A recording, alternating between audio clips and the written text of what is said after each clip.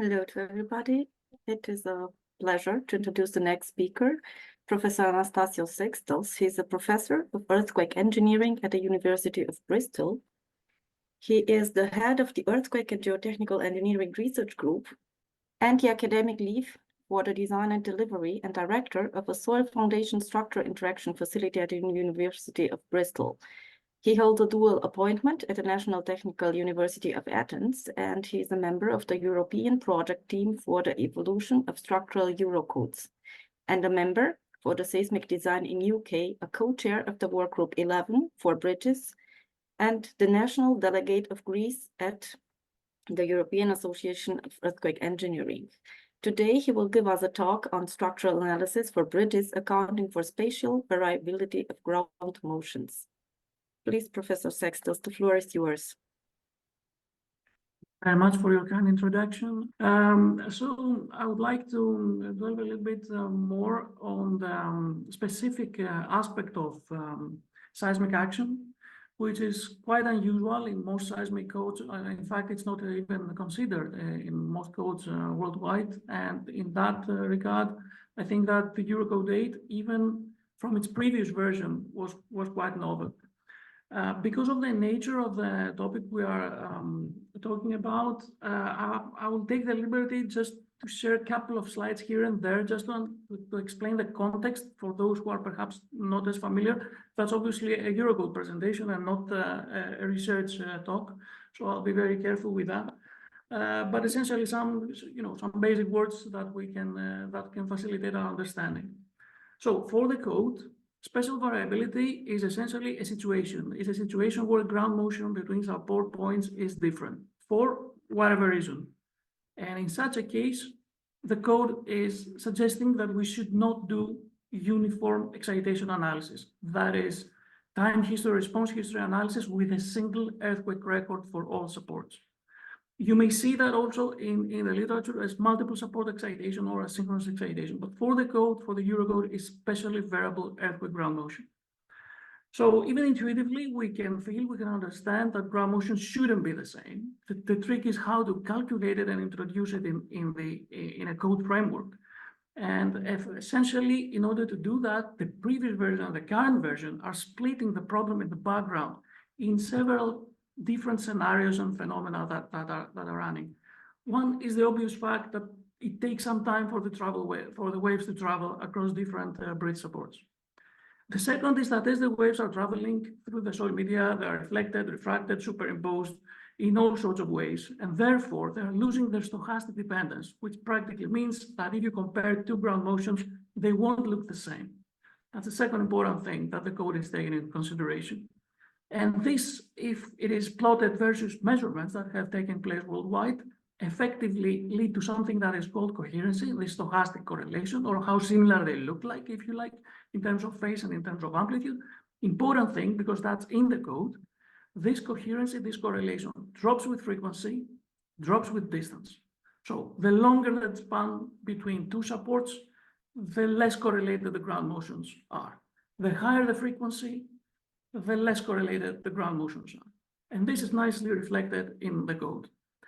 Obviously, there are also some other aspects, like local site conditions, 1D effects, 2D effects, 3D effects, topography effects, as Paolo Professor Franchin previously explained. This is also somehow implicitly accounted in the code, as you will see. An important disclaimer here, when the bridge is short, and the time delay is not so important because of the short length, then these side effects dominate the problem, which is also qualitatively is accounted in the code. And effectively, this can be even more pronounced in case that the soils are not just different or site response is so different due to liquefaction effects or other special effects. So the less, let's say, uniform the soil is, the less correlated or coherent the ground motion is, the more different the bridge response is. And this was just a short introduction so that whenever we see something in the code, we understand what is what and why it is there. Another very important thing is that during the last 20 years, people working on bridge engineering noticed that when ground motion is different, we can just take the example of a bridge in Austria in this case. Then the response of the bridge, because of the fact that ground motions are not uniform as we do in our computers, is quite different because there are some modes, not any mode, typically the first and second antisymmetric modes, that if you just plot the Fourier transforms or you plot the contributor contribution in any other way, you will see that they are excited. And this is just a video to visualize. I promise I'll switch directly back to the provisions. Essentially, if we excite this specific bridge with a single ground motion, uniform excitation, or with a bunch of different ground motions that are partially correlated, and we run the response, if you're looking at the bridge from the top, you will see that the response of the bridge in the transverse direction as we're looking from the top, for synchronous excitation, the bridge is responding pretty much in its first transverse mode, whereas due to the more accurate asynchronous motion, it takes the shape of the first and second and third antisymmetric modes because of the waves that travel. This is fundamentally different, and that's what the code is taking, and that has been measured in other bridges. That's my last scientific slide, I would say. If you plot the response of the bridge, measured response, in the frequency time space, all of a sudden, when ground motion is different between different supports, an additional frequency of excitation appears, and this relates, if you see the mode, to an antisymmetric mode. So it is happening like 80–90% of the cases, but whenever spatial variability phenomena are important, that's part of the picture. And that's essentially what the code has been trying to do from the previous version. I'm now going directly to the code provisions. What the 2005 code was prescribing to account for this problem. First, it was offering the possibility to do something, which was pioneer for the time, really. Then it was offering a quantification of this phenomenon in some sort, at least in terms of when you should account for that and when you could neglect it. And thirdly, it was offering a simplified static approach. I'm just showing you a couple of slides about what the previous code was doing in case that you are familiar with that, and also to understand how the evolution is now made to something similar, but we think more accurate.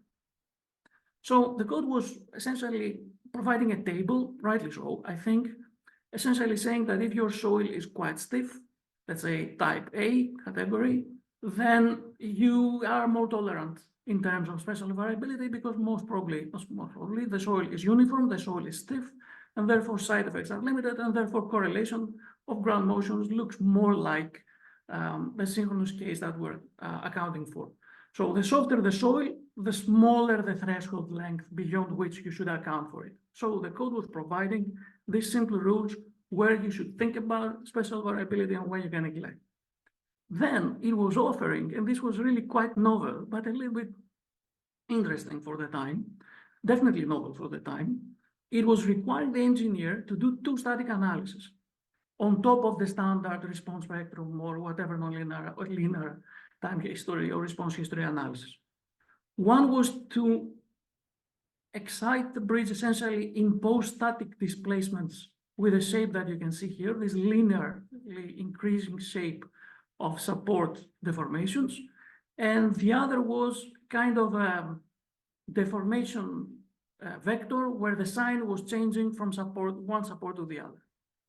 Whatever the static situations, you were getting some design quantities out of two static scenarios. You had a conventional one, this was the third one, and you were superimposing essentially the design quantities out of these three scenarios. Now, the good news was that obviously you were doing something. The challenge was that A, this was static, and B, whatever the situation, the influence of spatial variability was quite low. So that was obviously in the right direction, but was not necessarily capturing the dynamic nature of the problem that we have been discussing now, which I think is now more properly addressed. This is how the static deformation scenarios look like, and effectively, this was the simplified solution that was offered.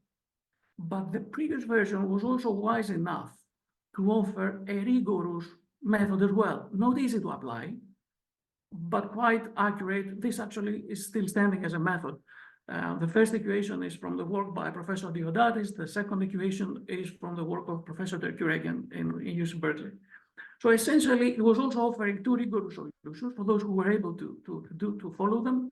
The one was that in case of a response history analysis, this is the way to generate your samples. Effectively, there was a factor L relating to the loss of coherency that I was talking to you about. Omega was the frequency, theta was the delay, and phi was effectively a stochastic parameter to introduce some randomness in the generated sample. So this was quite established method.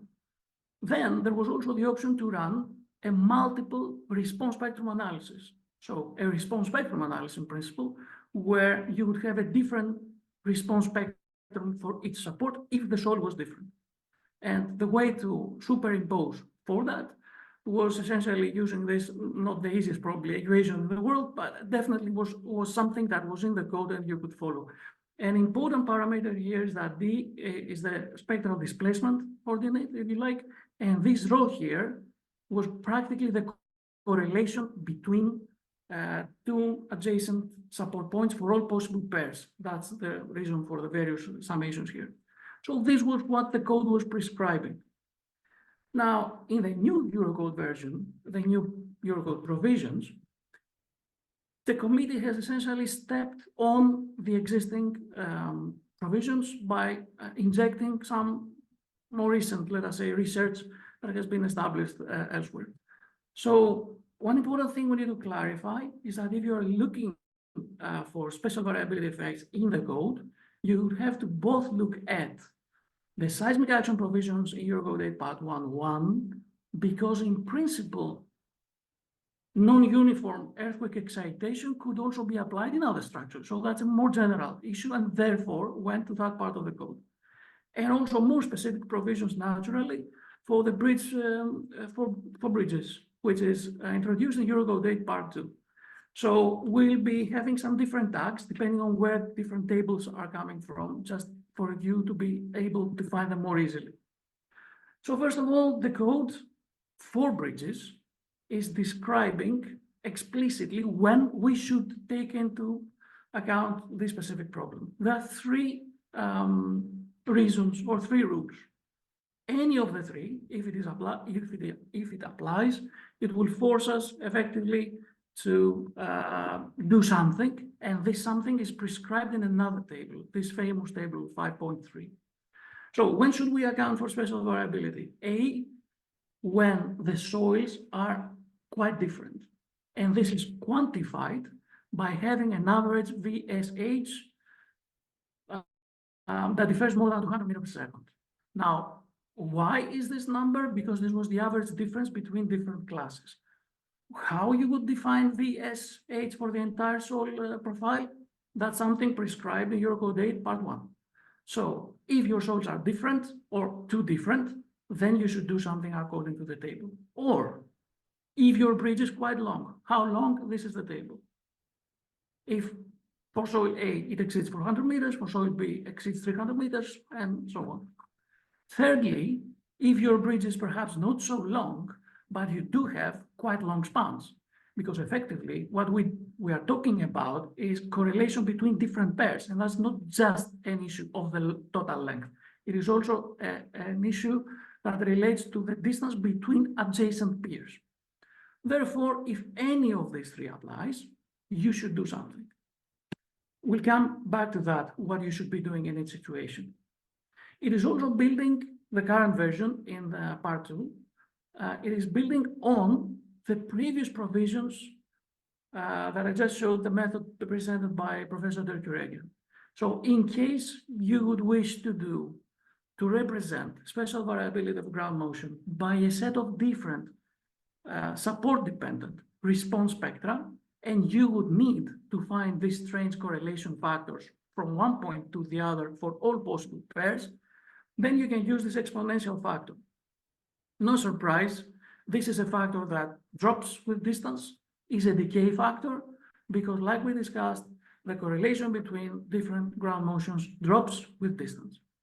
And this is pretty much how this can be calculated. The only parameters that get into the formula are effectively the span length, which is a known number, the total length of the bridge, the characteristic length for different soil profiles. How do we know that? We know that because we do know the soil profiles, the soil category at each support of a long bridge, and therefore, not only we can have this factor here that reduces the correlation factor with distance, but also has an additional factor, the AKL, that accelerates this decay of correlation when the soils are less uniform, because effectively it subtracts the characteristic lengths of different soil piles, which means that the more different they are, the higher this coefficient, and therefore the quicker the drop of coherence. But if they're identical, say in the case of uniform mixation, this all ends up to 1. So this is a very simple solution that is offered by the code for those who would be interested to do, let's say, more rigorous multiple response spectrum analysis.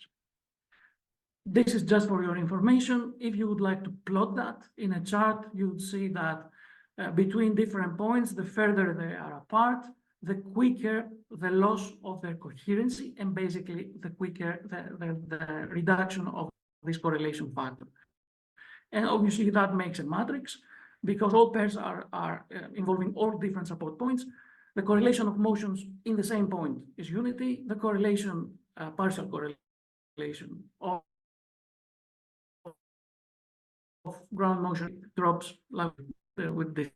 So effectively, this is in the right direction, it seems. It is also offering a set of advice, quick advice, what you should be doing, we should be doing when designing structures for spatial variability, assuming that it is required depending on the situation. So the basic distinction that is made on, let's say, in a vertical sense, is whether the bridge is short or long, but this also involves the span. So there are essentially two extreme situations. Either the bridge is short and has short spans, or the bridge is long or has long spans.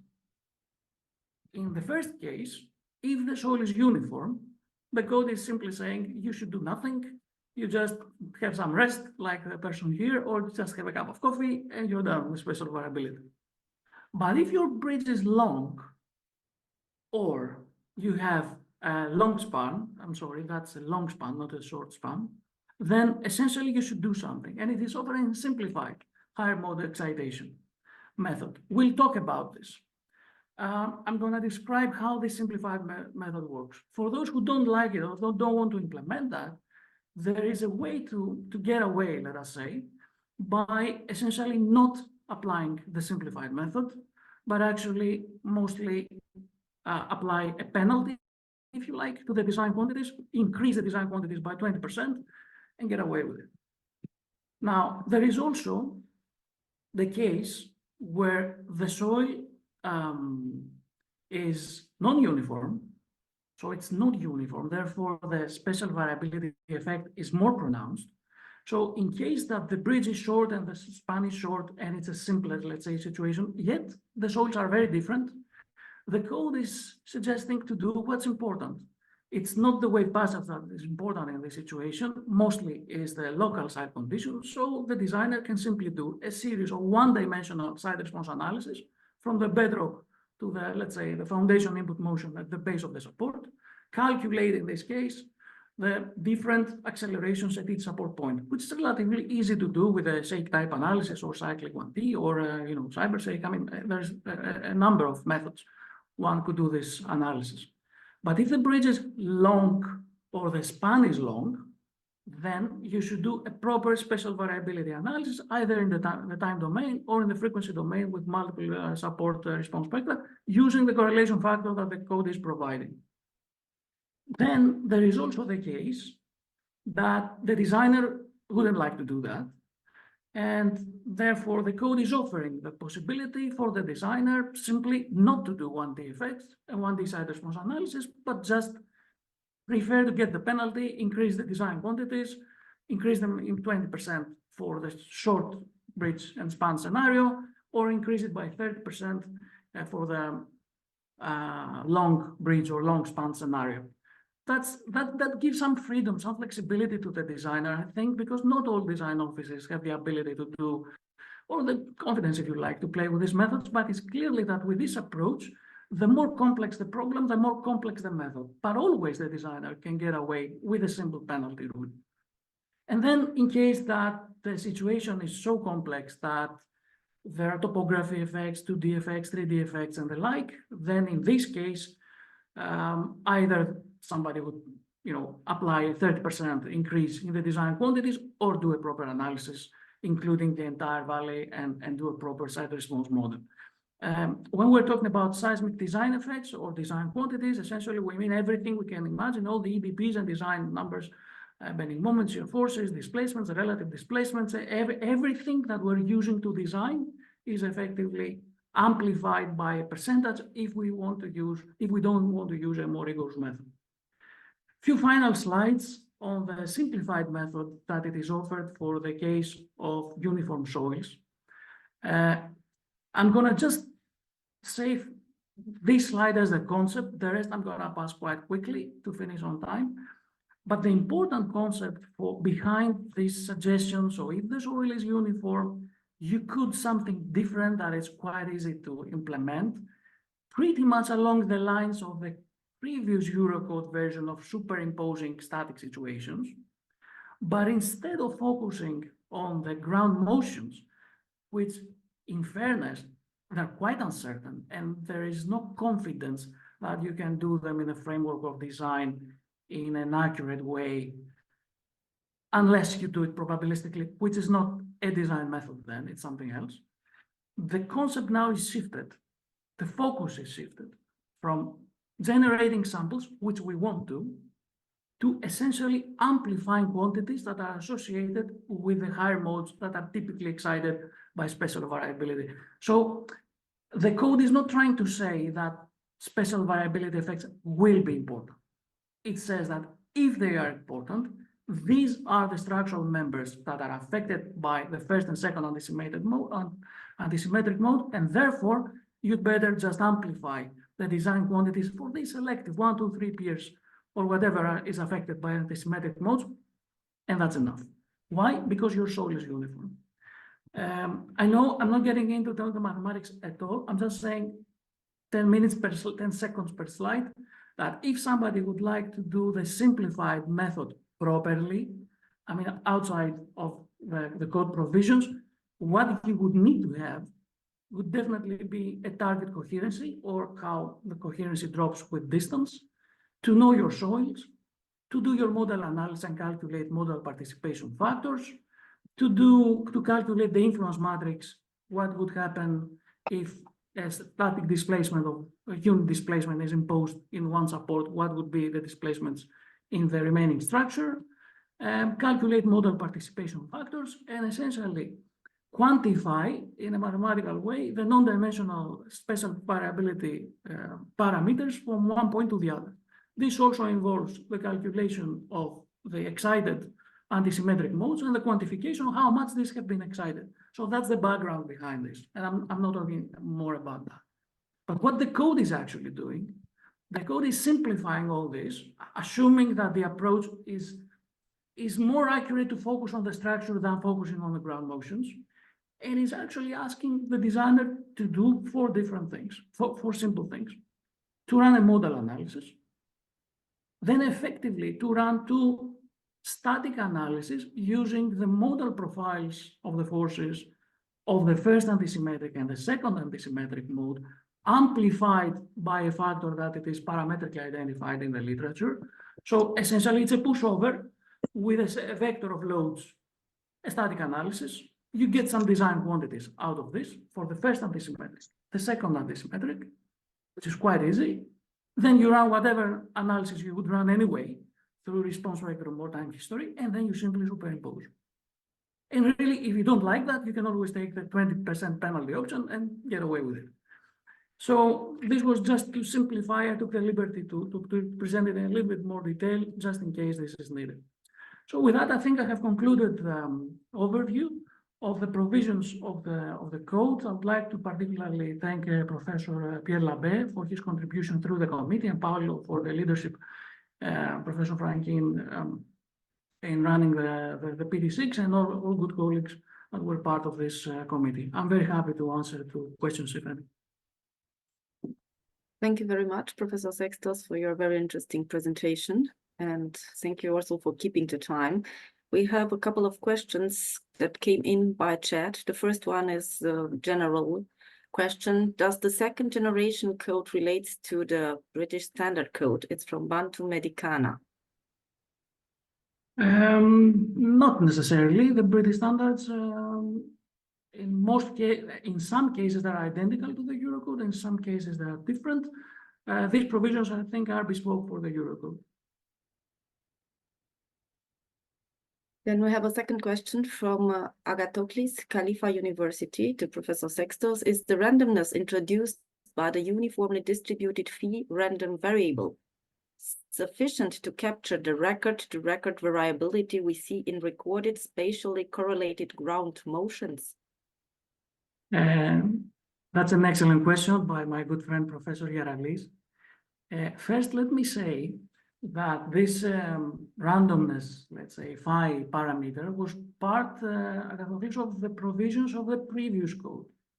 And because what you're saying is actually right, if you just introduce the randomness once, you will have the stochastic component between a single run of multiple points.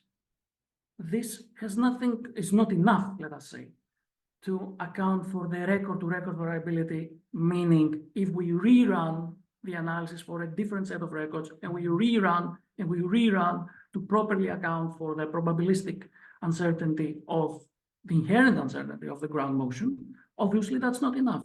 And that's exactly, if you want my opinion, why the code in its current version is shifting from the mindset, let's try to predict how different the ground motions will be, and shift to what the impact is expected to be on the structure, no matter the scenario you're using for your ground motion. So I definitely agree with your question, but I think this is now bypassed by focusing on the structure rather than focusing on the response. A final comment is that, because your question applies to the case that somebody would do a proper, not simplified, spatial variability analysis, it's never a single run. You should account for ground motion record-to-record variability by running, as the code is providing, 7 pairs of ground motions or a larger number of ground motions properly matching the target spectrum. Thank you very much. The next question from Paolo Michael. How would the spatial variability would affect the displacements on the two bridge ends, and if the boundary conditions change? Okay, that's an interesting question. First of all, the code, its current version, its new version, is asking to follow these rules and these methods, and then calculate whatever the displacement should be, depending on the method you are using. Now, if I understand the question properly, in essence, spatial variability would probably increase the displacements at the abutments, if this is what I think you mean by bridge ends. And that's why it is increasing essentially the possibility of bounding in case of C-type abutments. Now, that's exactly the reason why this version of the code is providing methods to either calculate or increase all the displacements you're calculating, so that the gap you're designing for, maybe after this application of the methods, will be larger than the one you would calculate through the standard conventional uniform excitation. Thank you. And regarding the gap size, it's a continuing question. How would this affect the size of optimum gaps when the concept of the dynamic intelligent bridge is implemented? Now, perhaps you need to explain a little bit more exactly what you imply by dynamic intelligent bridge, but overall, yes, the size would change, because the size of the gap that you would calculate for a uniform excitation scenario would be smaller than the size of the gap you would calculate for the asynchronous excitation scenario, but obviously only in these cases that the code is expecting the problem to be significant, which means long bridge, long spans, different soils, 1D, 2D, 3D side effects, essentially. Okay, and Mr. Michael asks again, my question is regarding the implementation. Can the spatial variability be implemented through the available commercial softwares? All the simplified methods, effectively all, let me say what you could do. Uniform easily, like we do already. The static simplified method that we presented is just static analysis. In the previous version, in the current version, we can all do.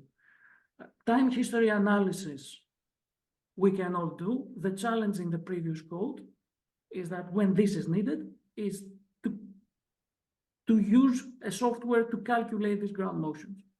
If a design office is not able to deliver this, but this is required by the code, then there is the option to escape by applying the 20% increase. That's exactly the rationale behind leaving some space to the designers who are not able to apply the complex method. But in fairness, the complex method is like 5% of the cases. Because the bridge has to be very long, the span has to be quite long, the soils have to be quite different. These are special bridges, and for special bridges, most probably the design offices are able to deliver this. Thank you very much. A very last question, a short one from Professor Butenweg. Could you give a short comment on the increasing factors of 20 and 30% for spatial variability? What is the background of that? The background, Professor Butenweg, dear Christoph, is statistical. Because from 20 to 30 is essentially the transition from short length and short span to long length or long span. And statistically, this is how things increase, or the variability and the amplitudes of the engineering demand parameters increase when the span length or the total length increases or the variability of the soils increase. So it's based on the literature on statistical processing of hundreds, thousands of analyses during the last 20 years by a number of different groups, I would say. Thank you very much, Professor Sextos, once again. Pleasure. I think now in our schedule, there is a short break